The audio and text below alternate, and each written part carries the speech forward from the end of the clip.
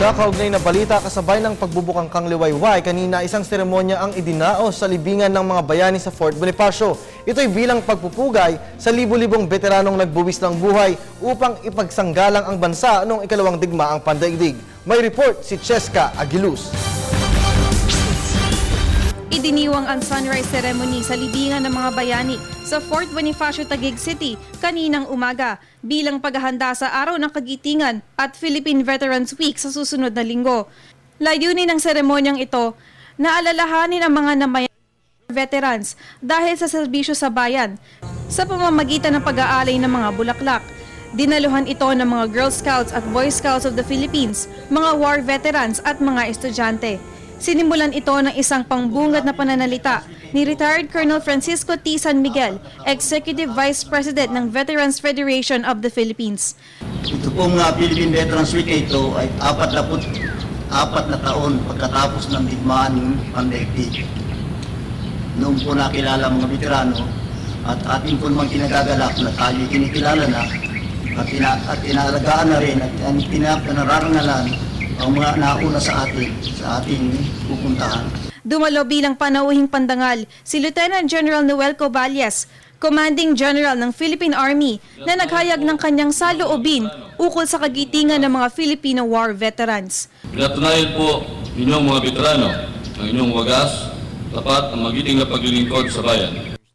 Sa inyong pagharap sa mga panganib, pagbuwis ng buhay at adikain para sa kapayapaan, tama lang na patuloy kayong parangalan ng buong bayan.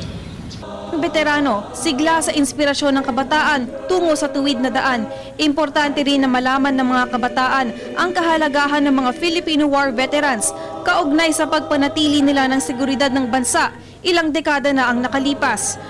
Our young Filipino nowadays only know about the history of the Philippine Wars through reading the school of stories from their grandparents. This celebration will surely supplement the appreciation of the struggles and victories of our veterans and heroes in the past wars.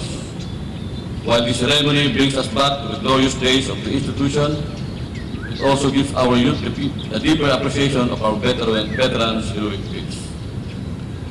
By the sacrifices and the commitment that you and our honorable veterans have shown, we are challenged at the same time to work harder in preserving the gains and glory that you have given the nation. Hindi naman maitago ang ngiti sa mukha ni Mark Lawrence Saballe, isang estudyante ng Polytechnic University of the Philippines at apo ng isang war veteran na sumabak sa gyera noong panahon ng Hapon, pagkatapos maranasan ang ganitong klaseng parangal. Ayon kay Saballe, ipinagmamalaki niya ang kanyang lolo at noong kabataan niya ay madalas siyang magsalaysay tungkol sa hirap na dinanas nila noong World War II. Lubos din niyang nauunawaan ang responsibilidad na dapat akayin ng kabataan ngayon. Kung kaya natin gumawa ng tama, gawin na natin. Kasi kung hindi pa tayo yung gagawa dun, sino pang gagawa? Marami na, baka lalo lang lumala ang Pilipinas. Isang natatanging mensahe naman ang iniwan ni retired Colonel Francisco T. San Miguel kung nais natin umunlad ang ating buhay sa ating mahal na Pilipinas. Mananatili ang layunin, magpapatuloy ang magandang gawain. Ang pag-asa ay buhay at ang pangarap kailanman ay hindi mamamatay. Nag-uulat para sa Telebisyon ng Bayan, Cheska Aguiluz.